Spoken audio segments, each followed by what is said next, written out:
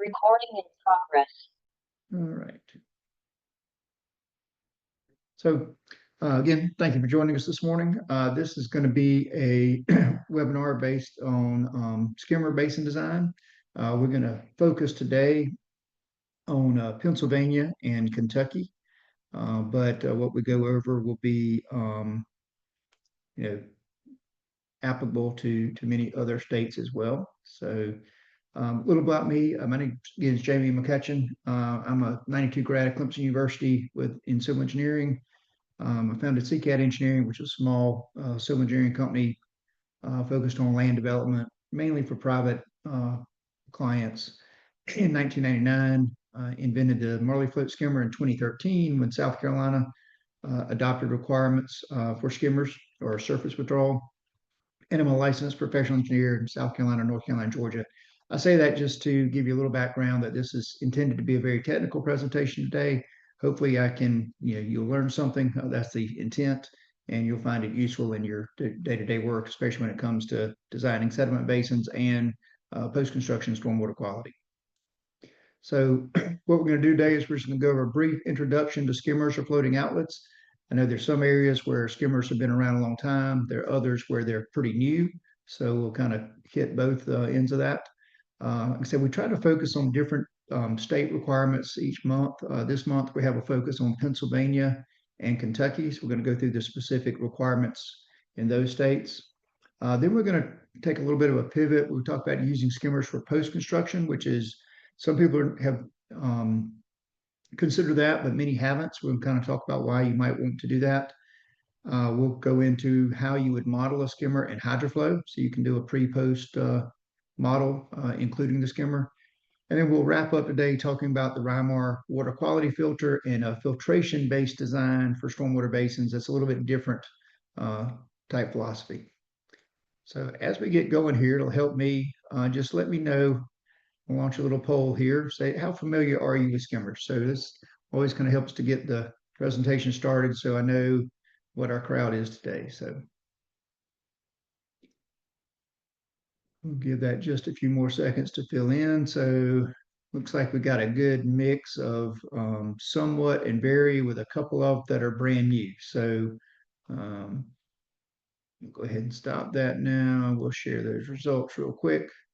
So yeah, about a little over a third or I guess 2/3 are either somewhat familiar but learn more, or very familiar, and just a few are new. So glad to have all of you here for that. So what we used to do before skimmers is we had a perforated riser or riser structure that had a hole typically at the bottom of the pipe, or maybe it's perforated throughout the pipe. But in general, it was pulling the discharge from sediment basins from the lowest point of the sediment basin where the sediment concentrations are highest. Skimmers came around, I think it's about 25 years ago now, that they started in North Carolina. And the idea was to have a device that would float on the surface and take in the water from near the surface, or some of them are directly on the surface, and discharge that water, and then drain the pond slowly and allow more time for mud to settle to the bottom of the basin. And this has been shown to greatly increase the trapping efficiency of basins. There are a number of skimmers on the market. The Faircloth skimmer is one of the ones that was first around. Erosion supply is kind of similar to the Faircloth. You have the Marley float, which looks a little bit different than the others. The IES. There may be a couple of other skimmers out now. We starting to see a few other manufacturers come out with ideas for this. So, there are a variety of options available. Many of you have probably not seen a skimmer like in action, so to speak. So this was a pond that had about 8 acres disturbed area drained into it. You can see it was pretty muddy water there. But this is the discharge from that pond, and actually pretty clean compared to what was in the basin. This site just happened to be close to Lake Hartwell near Anderson, South Carolina. And the owners were very concerned about, getting complaints about turning the lake brown or red in these storm events. So skimmer was shown to do a good job there of keeping that water relatively clean compared to what was going into the basin. Really, the very basics of sediment basin design, there's just three basic fundamentals when it comes to selection of the skimmer. Now, there's some other basics of design as well. We're going to kind of focus on the skimmer selection. So number one is the basin volume. So, how much volume does that basin need to meet your regulatory compliance? Typically what we see is numbers like 1,800 or 3,600 cubic feet per acre flow into the basin. Some areas that's total acreage, some of the areas that's disturbed acreage. It does vary state to state. But let's just say, for example, you had a 5 acre site and you were in South Carolina or Pennsylvania, and that minimum is 3,600 cubic feet per acre. So you'd have an 18,000 cubic feet of required volume, and that required is very important. Some areas, Ohio, Indiana, Texas, should include Pennsylvania there, also require basins to have a permanent pool volume or some sediment storage volume. Now that volume is not drained by the skimmer and is not used in the calculation of the skimmer size. The one thing to focus on here is use that required volume, not the actual volume to size the skimmer, especially if your basin is maybe going to be a permanent detention basin, you're going to convert it later. That actual volume could be much larger than the required volume. Number two is your dewatering time. So again, sediment basins work by allowing time for sediment to settle to the bottom. And so the time required is going to vary based on the soil type. Obviously, if you're a very sandy area, it's going to settle pretty quickly. If it's silts and clays, you may not get it to completely settle at all. A lot of that's going to stay suspended. The general standard or most common standard we see is 2 to 5 days. Again, that does vary state to state, and we'll talk about that a little bit. And just use your engineering judgment to balance the need for extended time for soil types versus the frequency of rain events. We're in South Carolina, you're now in that summertime thunderstorm pattern. So you may get into a week where you have a thunderstorm every afternoon. And so if you're taking 5 days to drain that basin, it may not have enough volume to collect that thunderstorm the next day. So just keep those things in mind when you're deciding your drawdown time or dewatering time. And then finally, the third fundamental is simply flow rate, which is just the basin volume divided by the dewatering time. You use your minimum dewatering time to determine the maximum flow rate and vice versa. And so for our example here, we had 18,000 cubic feet. If we assumed a 2 day drawdown time, that'd be a 9,000 cubic feet per day as a maximum flow rate, or 18,000 cubic feet divided by 5 days, be 3,600 cubic feet per day for the minimum flow rate. And that's a pretty big difference, almost, 3 times, a little less than 3 times min to max. So you've got a wide range of flow rate for that. One thing to note is sometimes that lower flow rate will result in a smaller and often less expensive skimmer. But price is a consideration, but you want to make sure you're meeting your requirements first off. So just quick example here of how required storage versus provided storage works. So this is I pulled off of a plan that an engineer or a distributor of ours had sent to us. They had a sediment storage required, which in this case is actually the dewatering volume of 1,754 cubic yards. But the provided storage was 7,478. So what's that? Almost 5 times the amount of storage provided versus what is required. The engineer had specified a time to drain of 72 hours and an 8-inch skimmer, use a Marley or other approved. Now, if they had based that on the required storage volume, they would have used a 3-inch skimmer with a 2.5-inch orifice, which would have been $1,100 item. They based the sizing off of the provided volume, and that resulted in an 8-inch skimmer. I actually would have had a 6.5-inch orifice to drain the 72 hours, but it's a $58.99, so almost $5,800 or $4,800 additional cost for that larger skimmer versus the smaller. But more important than that is that large skimmer would drain the required volume in less than 9 hours. And so because of that, we're not meeting the regulatory requirement. Most likely in this, 2 days is usually the minimum time frame. And so because the skimmer size was based on this larger volume, we're not, we're draining that required volume too fast. And so we're not getting the settlement and getting the capture that we would if we kept that in the pond for at least, 48 hours is typical. Now, some states, like Georgia don't have a minimum, so technically this would be fine, in Georgia, that'd be what the engineer chose. Other states may have a 24-hour or 36-hour minimum, but it's important to recognize that minimum is based on the required storage, not the full provided. So another quick question here. I'd just like to know where our audience is from today. So I've got about, looks like maybe 40 people on here. So just curious to see where you're coming in. Got a couple from Pennsylvania, at least one from Kentucky. Those that are other, if you wouldn't mind, you can put in the chat where you are joining us from. That'll just help me as we go through here. Good group from Ohio. Appreciate that. And so I'm gonna end that poll. We got most people have done. Oh, we got about 5 from Pennsylvania. So welcome. Glad you're here. And then 2 from Kentucky. So hopefully what I share today will be accurate. Let me share that. And then I will say for those in the states that we talk about specifics on, if I say something that's off or your experience is a little bit different, please let me know. We pull stuff from state manuals, but it's not always accurate. So, all right. Got some from South Carolina, Tennessee, and Illinois as well. So welcome. All right. So we'll jump into some Kentucky standards. So again, they've got, their sediment basin design criteria in the state manual. Jump over here. So Kentucky typically wants you to calculate the flow. I mean, calculate the sediment trapping efficiency. So SEDCAD is the most common program that I'm aware of to do that. I'm not going to go into the SEDCAD today here just for time, but I do want you to know if you're from Kentucky or somewhere else that has SEDCAD, if you go to our website, we've got a 10-minute tutorial on step-by-step how to model skimmers in SEDCAD. And if you have any other questions other than that, please feel free to reach out to me. I'll be happy to jump into that in more detail. So your goal here is 80% for the 10-year 24-hour storm, which SEDCAD will calculate. It says, or provide a detention time of 24 to 48 hours for a 10-year 24-hour storm. That's interesting to say 1 to 2 days here, but and you got a minimum storage capacity of 3,600 cubic feet per acre, and they say of bare soil, so of disturbed area.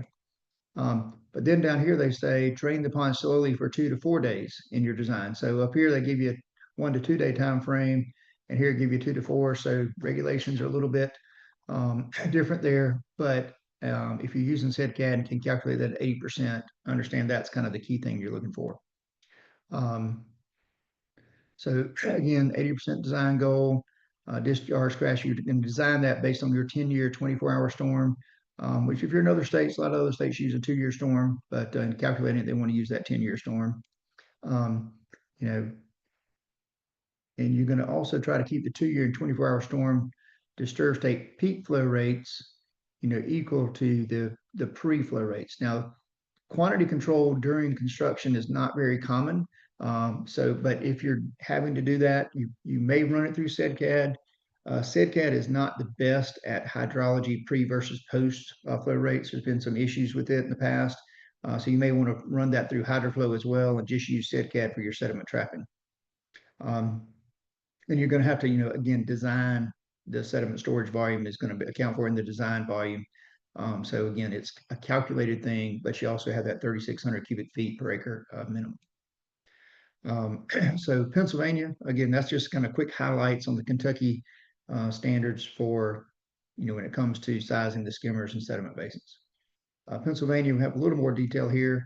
Pennsylvania requires a sediment storage zone of 1,000 cubic feet per disturbed acre. So again, that's the area below the skimmer that is not discharged. And they have a dewatering zone of 5,000 cubic feet per acre for each disturbed and undisturbed. So you got that total acreage going to the basin, 5,000 cubic feet per acre.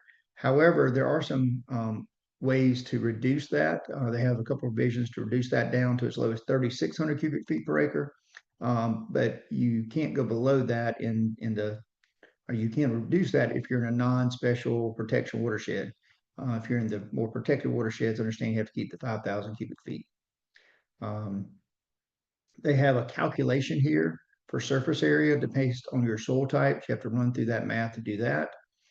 They do have a length to width ratio 2:1, or in special protection watersheds, they want a 4:1 ratio. And here's where they say the dewatering time's 2 to 7 days, or if you're in that special protection watershed, 4 to 7 days. Skimmers are preferred dewatering devices. However, perforated risers are also acceptable. For those in Pennsylvania, I'm wondering how the MS4s look at that, or your conservation districts that do the review. If they do allow the perforated risers still, or they're pretty much expecting skimmers in most cases. Um, Again, they want the principal spillways that dewater from the top 6 inches of the dewatering zone, or have permanent pools greater than or equal to 18 inches deep. Here's some of the reductions I said you can reduce from that 5,000 cubic feet. You reduce 700 cubic feet per acre by using the dewatering from the surface. You can also have some other reductions here, and then you get a 350 cubic feet per acre if you go to 4 to 7 days. So there's a couple of different ways that are give you some options in Pennsylvania, and you can kind of run through the math for each one and see which is better for you. Um, Again, some of the other criteria here in the special protection watersheds, they have a minimum time of 2 days. Maximum time shouldn't exceed 7 days. Yeah, and then, well, actually, they say special protection should be 4 days, minimum. Also, sediment basins may be used with a temporary riser, but it's preferred to do the skimmer to discharge from the top, and they give you that volume reduction for doing that. One thing is important here that they do recognize that they're prefabricated skimmers, basically, Marley float or Faircloth or whoever else manufacturer may be, are allowed, and just follow the manufacturer's recommendations when you're sizing those. So there's not a preferred skimmer or a required skimmer to be one certain brand. They allow basically any that are out there, or a contractor could build one themselves if they could go through the calculations as well. And this is just the standard construction detail for Pennsylvania, and kind of gives you all their standard information you want to see on the detail here. I put that on here just because we've got some standard details that incorporate most of this information that you may find useful. We'll talk about in just a second. One other thing to point out, Pennsylvania does have a list of basically specific approved products. They're called alternative ENS, or post-construction stormwater management, BMPs. They're not really alternative. They're just products that have applied and gotten, specific approval by DEP for that. And the Marley float is one of those. We've been approved since 2014.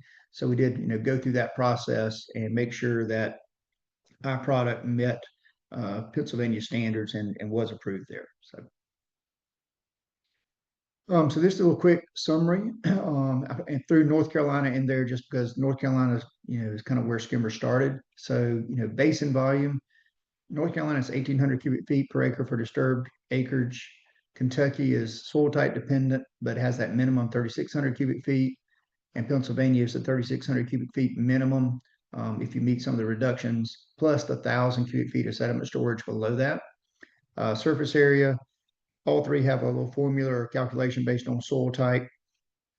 Principal spillway, North Carolina does the 2-year storm, Kentucky and Pennsylvania do the 10-year. Emergency spillway, North Carolina 10-year, Kentucky, Pennsylvania 25-year. Are skimmers required? In North Carolina, it's 1 acre or more requires a skimmer. Kentucky's 5 acres or more. Pennsylvania, it's preferred. MS4s may require that, but perforated risers are still allowed per the state manual. I actually did have a conversation with Pennsylvania DEP this week, and they let me know that they're in the process of doing some updates to their erosion control manual. So you may see some changes coming there. I don't think it's been updated since about 2012 or so. So probably about time to see some updates there. Dewatering time, 2 to 5 days, North Carolina, 2 to 4 in Kentucky, or 2 to 7 in Pennsylvania. And again, Kentucky, not only is it 2 to 4, but you've got to calculate that 80% TSS is what they typically want to see. One thing to point out about skimmers that people may not be aware of is they're often considered constant head, constant flow devices. Testing has shown that's not necessarily the case. And so this is a table that was from a study by TRI Environmental that they did when they were working with Georgia on updating their erosion control manual. So they had three different 3-inch skimmers. They got a type 2, type 1, type 3. They don't name the brands that they had. Their test tank is 4 feet deep. It's 0 to 4 here. What you'll see is two of the skimmers were pretty close in flow rate. They're right at 37 GPM. This is in gallons per minute. One was at 70, so nearly double the flow rate of the other two. Interestingly, all three skimmers had about a 25% increase in flow rate as they went from 1 foot to 4 feet deep. Test tank was 4 feet deep, so that's kind of where they stopped. Again, two of them are close in flow rate. They're around 50 GPM, within 3 GPM either way. The other one was nearly double again at 90. And so the main thing to point out here is it's very important to specify flow rate when you're doing your sediment basin design, not just skimmer size. If you simply put 3-inch skimmer and didn't give a brand or any other information, and the contractor chose, one that maybe was different, maybe you intended for one of the slower flow rates and got the higher, or vice versa. Either way, with that big of a change in flow rate is probably not going to be what you want. And so really stress to when you're doing your details on this to specify the flow rate and not just the skimmer size, or at least some information so that you can make sure what flow rate you're looking for. We do have a tool that's on our website. We'll talk about that near the end for where to download that. But it's real simple. It's one engineer's pack. This is a simple Excel tool. You put your date, your project name, location, company name, location, basin description. Got a place here to put other information. This right here is really important. This is a little check for you to make sure you're using the right calculated volume. So the biggest comment we get from MS4s, review agencies, is that engineers often use the full provided volume to size the skimmer, and they want to use that required volume, which we talked about earlier. So you can do a quick check here, your area draining to the basin. Again, whether that's total or disturbed depends on your location. What that cubic feet per acre is, 1,800, 3,600, whatever it may be, but get that volume there.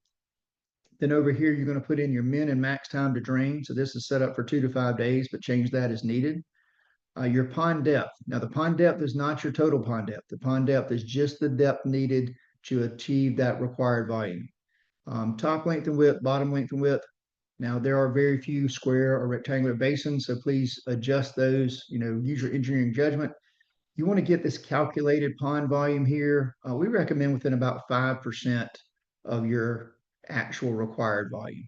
And so again, you're trying to hit a 2 or 3 day range of time here. So you don't have to, put this in as 120.23 and 100.15 or whatever it may be to get to exactly, in this case, 13.5. When you do that, this spreadsheet includes all of our skimmers with each orifice configuration, and it has a flow rate curve built into it. Down at the bottom, there's a skimmer report page tab. So if you go down and click on that, it'll take you to a nice, neat 8.5 by 11. The top section is going to give all the data you put in. It's going to have this check right here, really easy to make sure that those are close. It's going to give you the minimum allowable flow rate based on the maximum time, maximum flow rate based on the minimum time. And then based on the range of time you set, it's going to tell you which of our skimmers with each orifice configuration falls within that range of time. Now for this one, I would probably go with our 2-inch with a 2-inch orifice, draining in 69 hours. 3 days is kind of the most common, kind of popular target. So that would be right there at 3 days. Plus it's going to be the least expensive option for your contractor and client to purchase.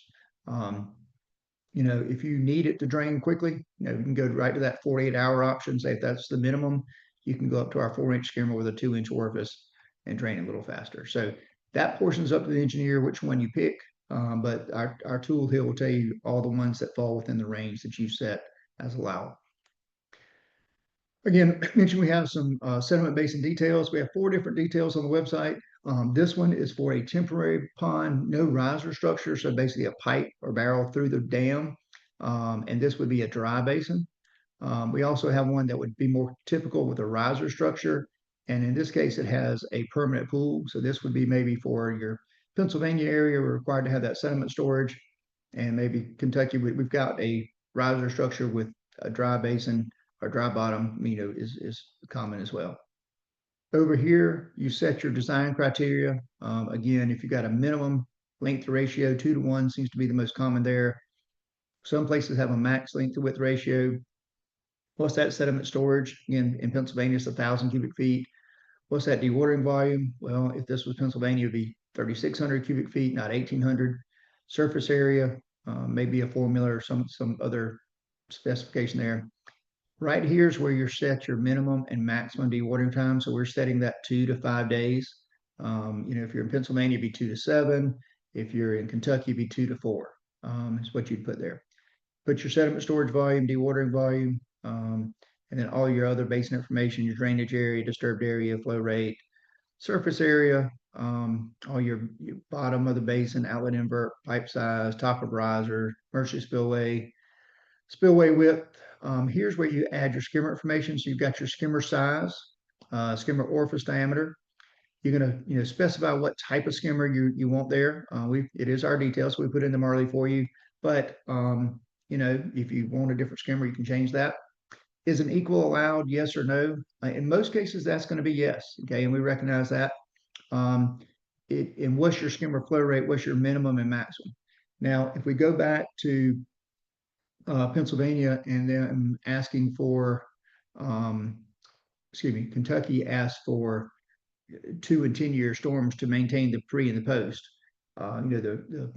So that may be a case where you need a very precise skimmer, and you can't allow an equal because you've got to have it meet that pre and post calculation. And if you change the flow rate slightly, you may not meet that.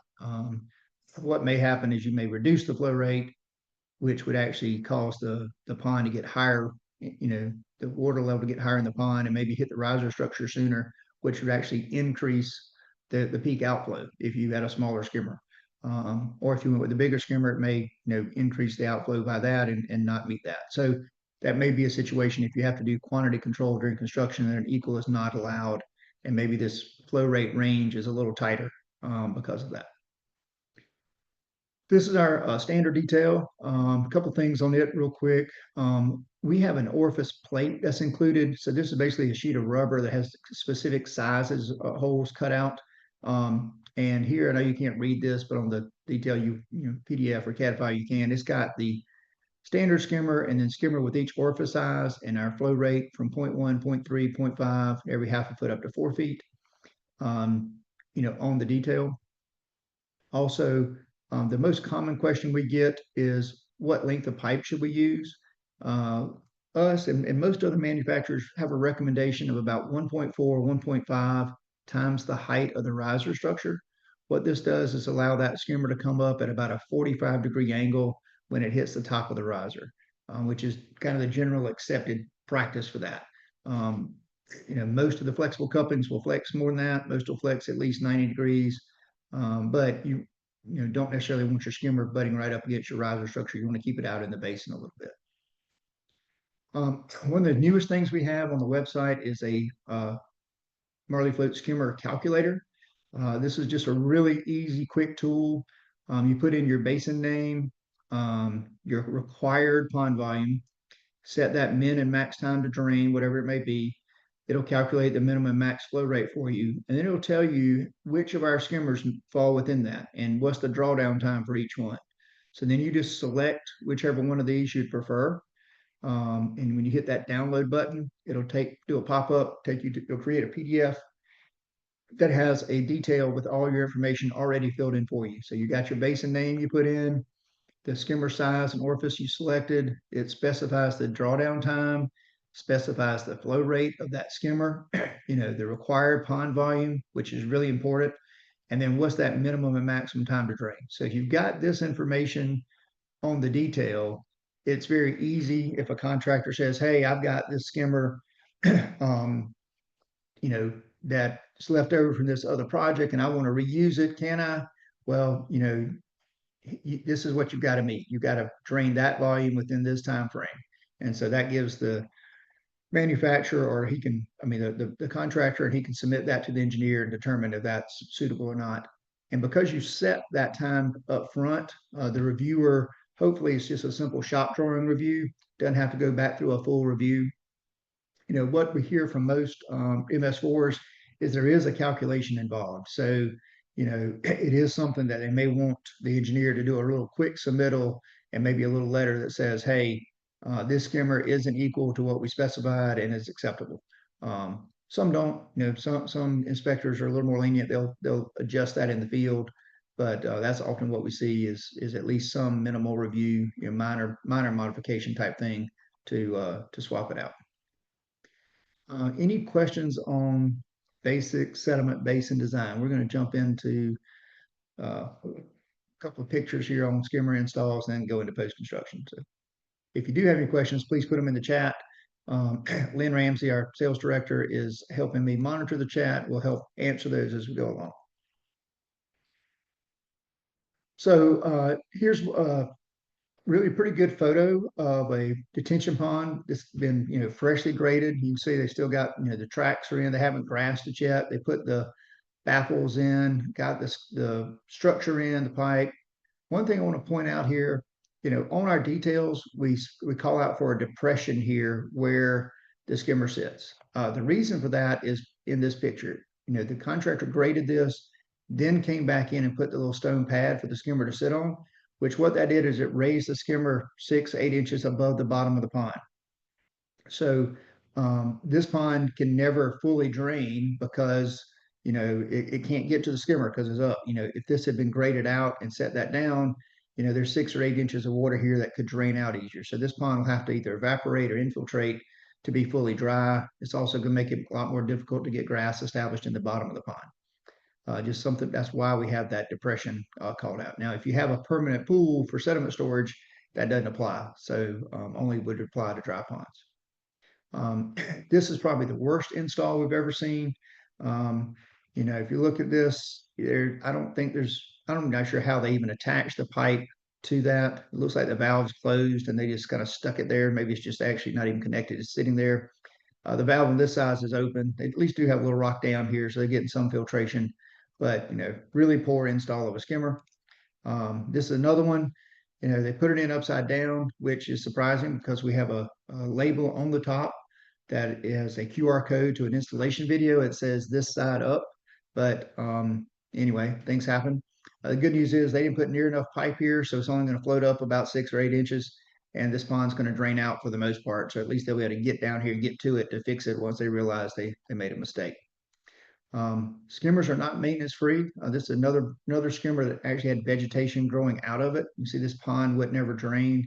What was happening is there was a huge root ball inside the skimmer that had built up over several months and was basically blocking the flow out of the skimmer. There was limited to a trickle. All right, we're going to jump now into permanent use of skimmers. And so I'm going to ask you real quick, have you ever considered using a skimmer for permanent use? And I fully expect the majority will say no, which it looks like that's the case. We do have a few that have considered it, but haven't done it yet. Let you run just a couple more seconds here before I cut this off. And we got one yes. I always love to have at least 1 or 2 yeses. That's great. So I will end that, share those. So vast majority are no, which is fully understandable. I'm glad you're here. Hopefully this next part of the presentation you'll learn something and at least have it for consideration. Several have considered but haven't done it yet, and got one yes. So appreciate that. I know that using skimmers for permanent use is something that's now starting to gain some traffic. So we'll stop sharing that. Go there. So why would you do that? Okay, let's kind of talk about a typical dry detention basin and kind of how things work today. So typically what happens, construction's completed, site stabilized, you remove the skimmer, you put in some sort of low flow orifice installed at the bottom, and that's intended to release that first flush. Assuming you have water quality requirements in your area, that's majority of the country does now, but there's some areas that still don't have to do necessarily water quality, but most do, and the most common way is that first flush volume. So you have to capture that first inch or inch and a half of water from the site and release it through a small orifice over whatever, 24 or 48 hours, whatever your local regulations are. Now, in order to do that, sometimes these orifices get very small, and so you got to do something here to keep it from clogging, some sort of guard or filter or perforated riser or French drain, something to try to minimize the clogging of that. Well, when you do that, we're relying on settlement, and we know the sediment's going to reach the outlet structure, right? The larger particles are going to kind of settle out before they get there, but the smaller particles, the sands and silts and clays, are going to make it to the outlet structure. And if you looked at a pond that was basically, say it just came in and was full, it's going to look something like this, where that suspended sediment, and you're going to have the sediment settled sediment. And then here at the surface near the outlet is where you're going to have that cleaner water. And so it would make a lot of sense to release that water versus releasing this water down here at the bottom. So again, basins, they're relying upon the natural settling of sediment particles as they travel from the inlet to the outlet. Skimmers are going to release that cleaner water from the surface. They are widely accepted for construction. They've proven to be very cost effective. Honestly, it's one of the things that EPA has done that I'll say, is not only really beneficial, but not a huge increase in cost, and actually, in a lot of cases, a decrease in cost. And so, wouldn't it make sense to use same methods for post-construction water quality if it's working so well for construction? So this is a little quick case study. So we had to retrofit a pond. So the history of this is this pond actually has a 2-inch low flow orifice that is about 6 feet below what's now bottom of this pond. So this pond was neglected for 20 plus years, built up with an enormous amount of sediment. We ended up going in and retrofitting it and redesigning it. So you see the old orifices here were closed in, put some new orifices here, and installed a skimmer. So that's a little cleaner picture once it's done, been in place for a while. So, about a year later, the owners are maintaining this pond. Landscapers have gone in and trimmed all the vegetation around the edges. They just let it go to the bottom, and we had one of these huge rain thunderstorms, dumped 5 inches of rain in probably 4 or 5, maybe 6 hours, and washed all the debris down. If you looked at the top of the riser structure, it was covered in debris then because it just filled up this pond. But you see the skimmer sitting here and all that junk, still managed to drain it out. If this was a 2-inch orifice, which was what was there before, and you had to unclog it, these are 6-foot riser sections, so that's about the 8-9 feet of depth there. So if you had to try to get to that 2-inch orifice, I'm not sure how you do it. May need scuba gear. It would be difficult and potentially very dangerous to try to get that done. So if for no other reason than maintenance, if the skimmer had clogged, it'd be very easy to get to it because it'd be still sitting at the surface. And so it'd be much easier to keep maintained. So if you're going to consider using a skimmer as part of your permanent outlet structure, if it's just for maintenance, we'll talk about water quality in a little bit, but if it's just a maintenance item, you still got to know how to model it in a hydrology program. HydroFlow seems to be the most common now since it's built into Civil 3D. So we're going to run through a little quick example of this. So this was a site in an area that required quantity control during construction. And so this was our kind of diagram of our model set up, but we had about 5.5 acres. We were disturbing about 2.25 here. The other 3.4 were remaining undisturbed. Got a small sediment basin. It's going to stay in place until the site is fully developed and be our detention area as well. So the pre-development, 5.5 acres, had a curve number about 59. It was a wooded site, type B soils. Time of concentration was just under 20 minutes. The post-development, the 2.25 acres, we modeled it with a curve number of 86 for that disturbed bare earth condition. Time of concentration of 7 minutes. The rest of the site in post stayed the same as pre because we weren't touching it. So what you're going to do is when you build your basin, you need to build in data points in order to plug in the flow rate for the skimmer. So you're going to put in your stage here, and we have a 0, 0.1, 0.3, and then a 1/2 foot. This basin just happens to be 4 feet deep. Now, I'm doing this for demonstration purposes. If you decided to do every foot, that's probably fine. But since we give you the data at every 1/2 foot, just to build in the most accurate flow rate curve, I've showed that. You're going to then take the flows off of our detail sheet and plug those in. So, we give you the flow rate at 0.1, 0.3, 0.5, then every half a foot to 4 feet. So when you go to build your outlet structure, you got your barrel, that's your pipe going out of the pond. That's an 18-inch pipe in this case. This structure, because we're doing quantity control, has a 6-inch orifice, 1.75 feet above the bottom of the pond. That's controlling I think that's controlling the 10-year storm. It has a riser structure with a rectangular weir. So the riser's 3.6 feet tall. It's got a 0.6, deep, 1 foot wide, rectangular riser at the top of it. And secret sauce is here. This user defined column. This is where you plug in the flow rates from the detail that we give you. So you built in your stages, and so you've got 0. It goes all the way to 4 feet, and you can plug in that flow rate here based on that. Now, what happens if your pond's over 4 feet deep? Our testing facility that did our testing, their tank was only 4 feet deep. So that's as far as we got to go. So you got a couple options. You can just maintain that 4-foot flow rate. If you look at the flow rate curves, most of the curves are pretty flat around 4 feet. So they're kind of a steady flow at that point. So you could just hold that. You could use the last 3 data points to extrapolate it. Or let's say you've got a deep pond. Let's say you've got an 8, 10-foot deep pond. You can go back to our tool that we showed you to begin with. The whatever water level depth you put in, this tool is going to break that down into 20 different increments. And so what you can do is plug in the full depth of the pond.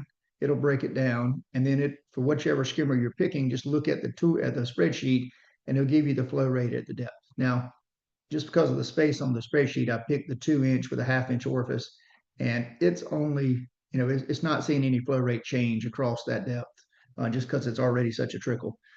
On the larger skimmers, you're going to see more of a flow rate change go in there.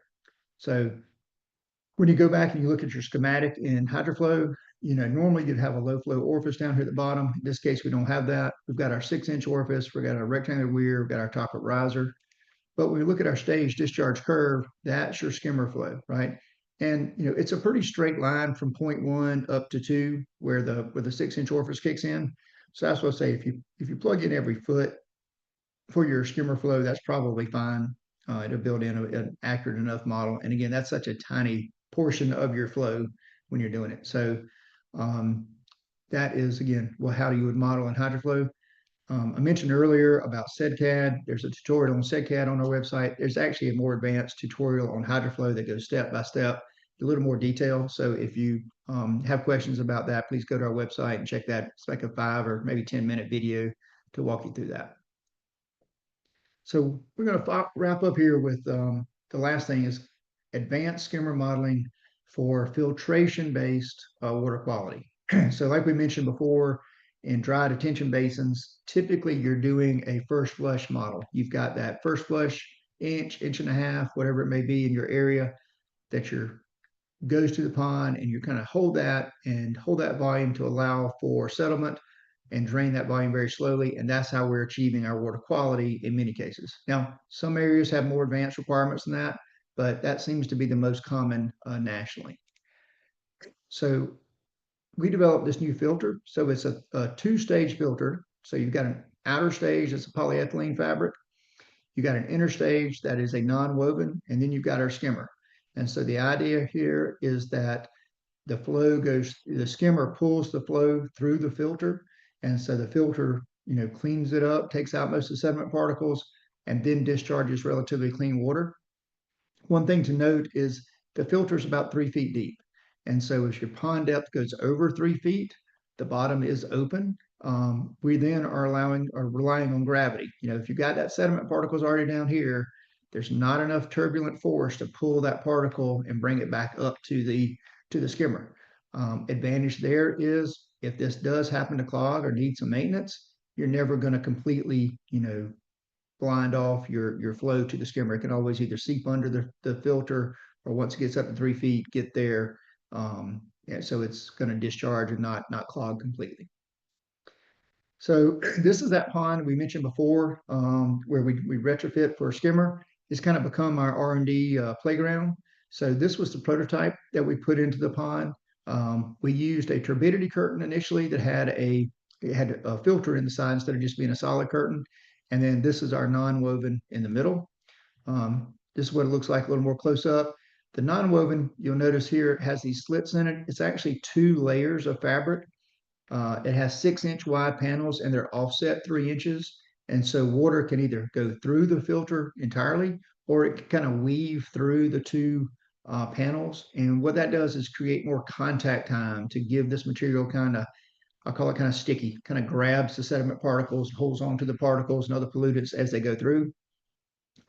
This material also absorbs hydrocarbons. So if you have a hydrocarbon requirement, it's very effective. And we have test data to show how well it does at absorbing hydrocarbons.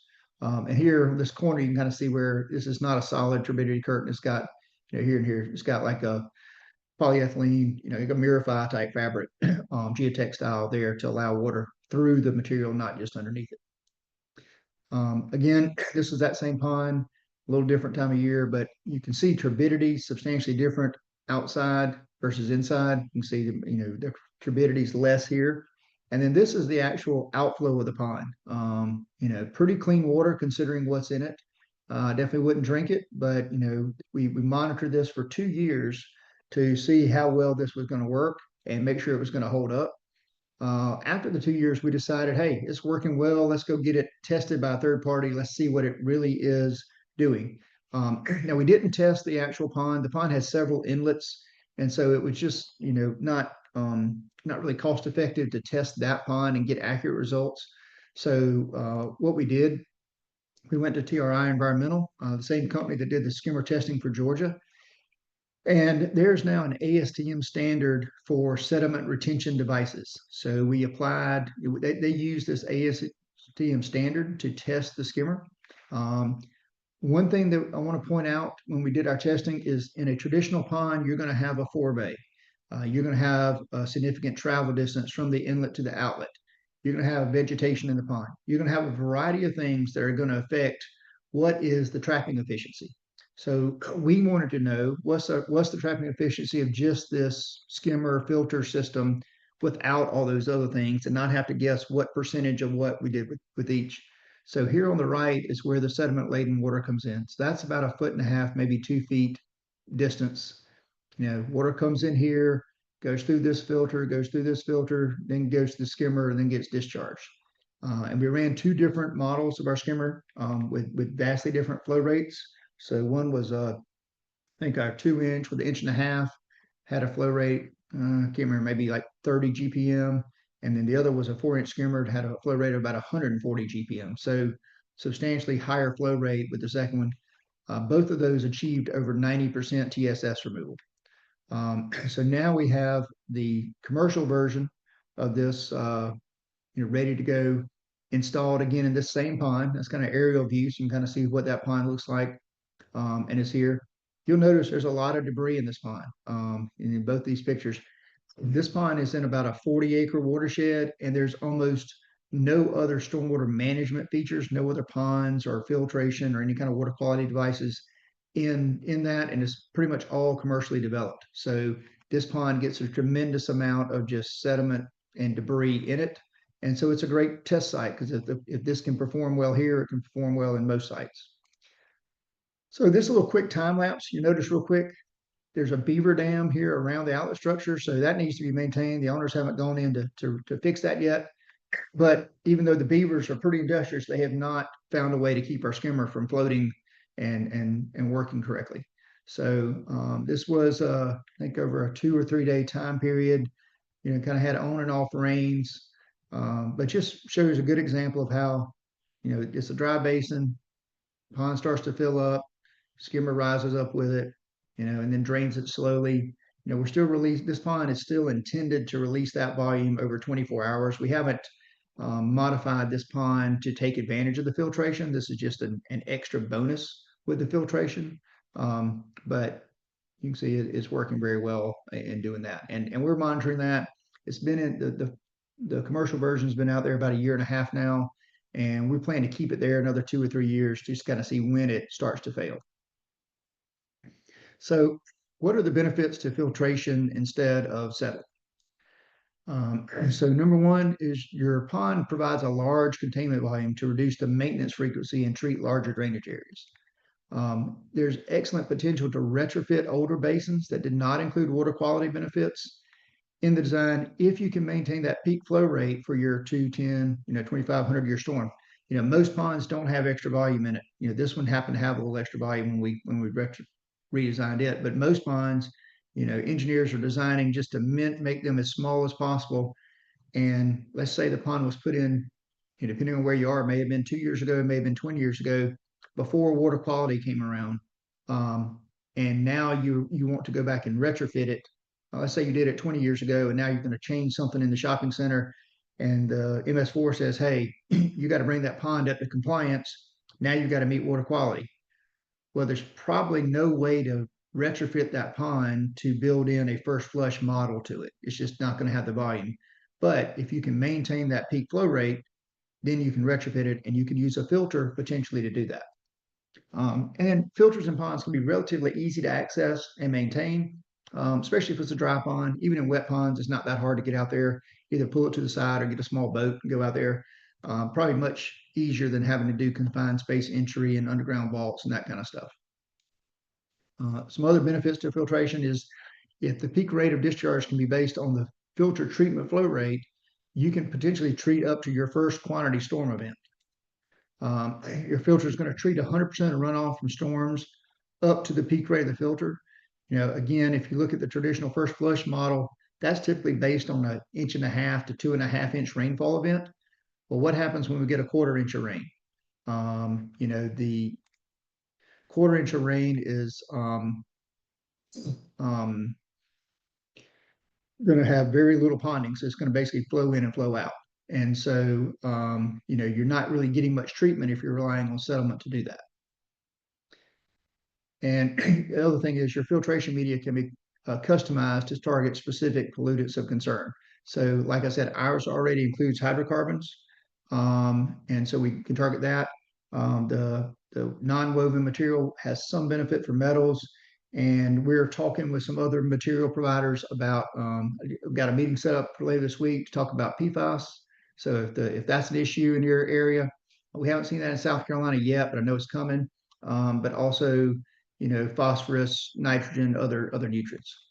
I do have one question in the chat. Let me see here. It says, once a site fully vegetates and we've been using a skimmer with filter, can we just remove the filter later and keep the skimmer in use, assuming the stormwater comes cleaner over time? Haven't had that before. I would say just vegetation is probably not going to get you to an 80% TSS removal. At least not that I've seen testing on that. Now, if depending on your location, if the MS4 says, hey, if you get that done, then you can remove it, definitely. That'd just be a review thing.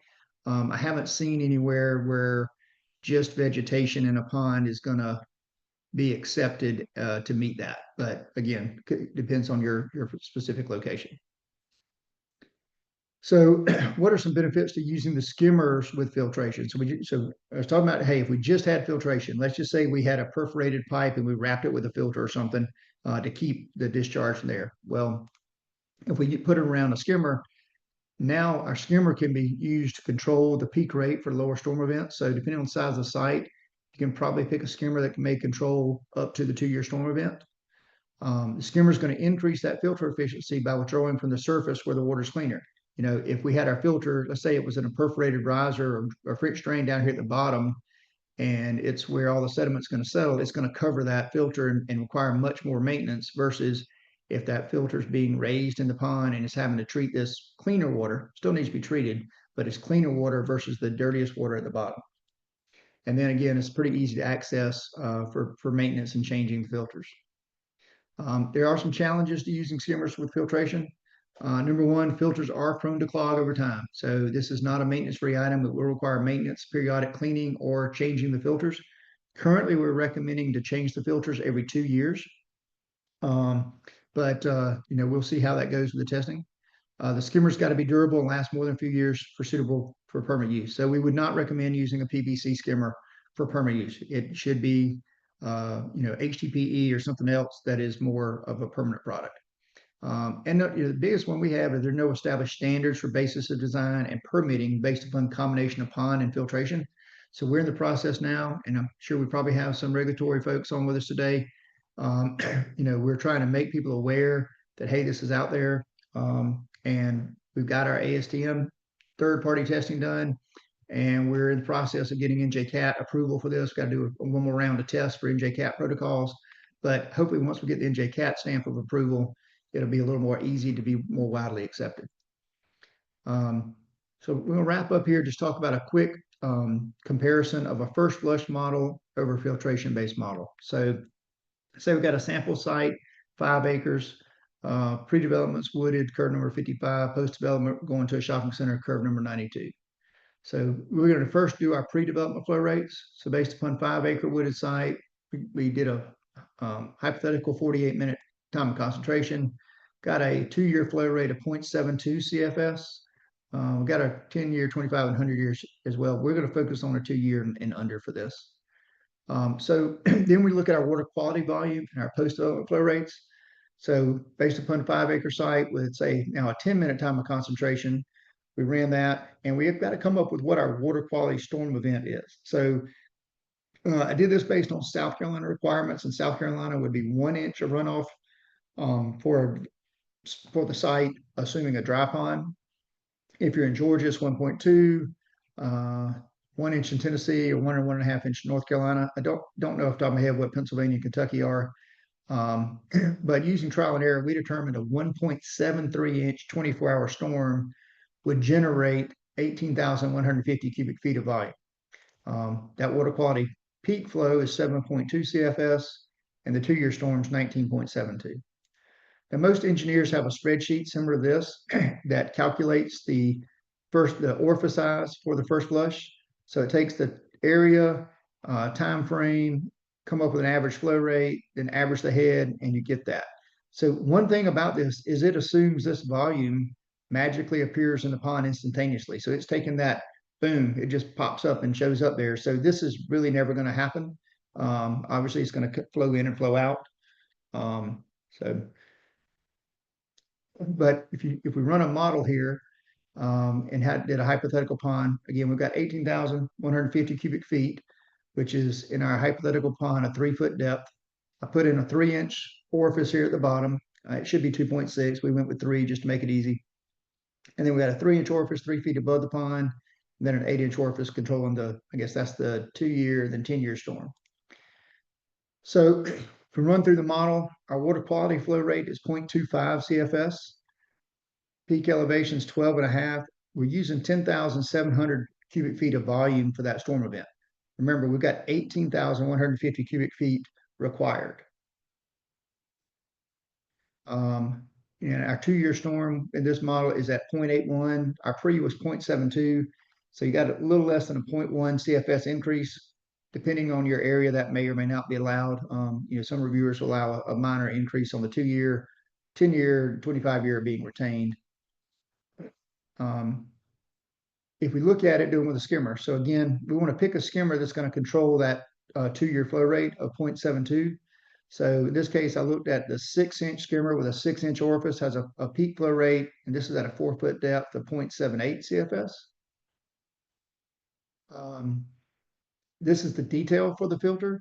One thing to point out with this is the length and width are different. What we're doing is we don't want this length to be too long. So basically, you don't want more than a 20-foot stick of pipe here, typically. And so that means from, when this skimmer rises up to assume a 45-degree angle, it's going to get within about 10 feet of the outlet structure. So we really don't want this more than that. So we set that maximum at 16 feet. So this would be 16 feet. And for our larger skimmer, that could be as much as 46 feet here. I will say we're working on reducing that. All this is based on the testing on our 4-inch skimmer and having to scale the size of the area. So we got a flow per square foot of filter and a flow per linear foot of filter, and we're having to adjust the total area of the skirt based on the 4-inch testing. So when we do our next round of testing, we're hoping to test a larger skimmer in doing that. And then this is the detail for the pond. You may recall before we showed the skimmer kind of parallel with the dam. That was just for ease of maintenance and inspection. In this case, we would recommend, because these skirts can get large, to be more centered in the pond. So now we look at our pond this way, and what we see is our water quality volume is now being discharged at 0.7 CFS because we're not having to drain it slowly because we're treating it with our filter. So we're able to triple the flow rate. And the volume requires only 7,600 cubic feet. And then the 2-year storm is going out at 0.78 CFS. And so if you look at that, you've got for your water quality storm, you've got a 30% or 29% reduction in volume, 14 and 12% on the others. So your pond gets smaller because you're able to discharge based on the flow rate of the filter and not the traditional first flush volume. So wrapping up here, summary, skimmers are less prone to clog than orifices located at the bottom of the pond, often require less maintenance to keep the pond functioning properly. That's with or without the water quality filter. They can be a very effective way to retrofit existing basins to reduce maintenance. And they're going to provide enhanced water quality even without the filter, but we really don't have testing to see what that will do. But the surface withdrawal is going to release that cleaner water from the basin. And then, use of the skimmer with the filter has been tested to confirm 90% TSS removal. The skimmer is going to treat more of the annual rainfall. We're going to treat those very small events. They're going to have to go through the filter to get discharged, and the larger events to whatever you can manage with the skimmer, maybe up to that 2-year storm or whatever that first quantity storm is in your area you have to control. And the filtration model reduces the pond size by 15 to 20% over the traditional first flush method. Because we're right at the end of time, I got a couple more slides. I'm going to skip that poll. Just real quickly on our website, a couple of things to point out. This is our resource and training. So we always have our latest webinars. I think we have 5 or 6 on there, so you can look at what states those look at. And then we have our training series broken down in 8 segments that go into specific topics. So like I mentioned, the SEDCAD's in here, permanent use of skimmer case study, the design tool, etc. This is where you'll download the engineer spec pack. So when you download that, it's a zip file. When you extract it, it'll be in 3 folders for you. So you'll have our just standard skimmer details. You'll have a sediment basin details folder, and then you'll have a water quality basin details and design guidance folder. This will include the test data and supporting information as well. Just one thing to point out about our skimmer, it is made of HDPE, polyethylene float, stainless steel fittings, highly UV resistant. It's got no moving parts, so we've always intended this skimmer to be part of the permanent outlet structure. This shielded orifice prevents clogging, so it's taking water in from about 3 to 6 inches below the surface, but this debris guard hangs about 12 inches below to keep the debris out there. So anything floating is going to stay out there. It does continue to work in mild frozen conditions. If you're up in northern Minnesota, northern Indiana, northern Ohio, you may have some issues there. But if you're in the southeast or anywhere that doesn't get more than maybe 6 inches of ice, it's going to continue to work. We mentioned our orifice plate before. This little quick video to show you how that works. So each skimmer has 4 different orifice sizes. We've got this little nub here in the middle to make sure the orifice gets centered back over the outlet. And so very simple to change the orifice size, to adjust the flow rate, and you can use the skimmer in a wide range of ponds. We redesigned the skimmer back in 2019. We adjusted center of gravity so it now always stays level and floats level. So hopefully nobody's ever going to get out in a pond and push it around like that. But even if they do, it'll come back and stay level for you. Our 6, 8, 3, and 4 now have a custom oval float, so it looks a little bit different. Our 6 and 8 have handles built in, make it a little easier to carry and set up. These are our 6 models. Do want to point out we have 2 different 8-inch models.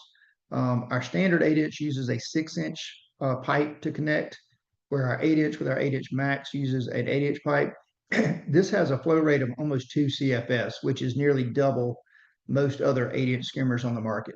So and we're dealing with some engineers that do solar sites now, and some of these sites are huge. I'm working with engineers got 4 skimmers in one basin. Well, if they're 4 8-inch of another brand, you might get it down to 2 8-inch with this and make it a lot easier on the contractor to install. And I know we're a little bit over our time today, so I want to thank everybody for hanging in there. If you have questions, please email us at info@rymarwaterworks.com. If you need a PDH certificate, please email us there too and request it.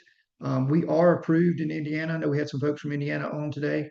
So we've gotten approval for PDH or continuing education credit in Indiana. If you're in a state that requires approval or credit, please let us know. It's kind of hard for us to figure out what states do and don't.